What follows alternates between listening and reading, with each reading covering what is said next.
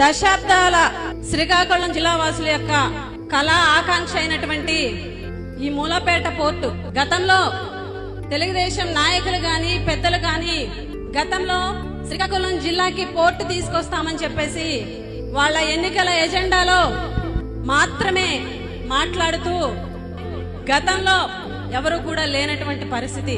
జగన్మోహన్ రెడ్డి గారి ప్రభుత్వం వచ్చిన తర్వాత జగన్మోహన్ రెడ్డి గారు ముఖ్యమంత్రిగా 2023 ఏప్రిల్ 19వ తారీఖున మూలపేట పోర్టుకి శంకుస్థాపన చేయడం జరిగింది. కూటమి నాయకులు కూటమి పెద్దల యొక్క దుర్మార్గమైనటువంటి ఆలోచన ఏంటి అని, మూలపేట పోర్ట్ అనేది కంప్లీట్ అయితే ఖచ్చితంగా చరిత్రలో జగన్మోహన్ రెడ్డి గారి పేరు చిరస్థాయిగా నిలిచిపోతుందని ఒక దురాలోచనతోటి ఈ రోజు ఈ పోర్టు పనులని ముందుకు తీసుకెళ్లేటువంటి ప్రయత్నం చేయడం లేదు.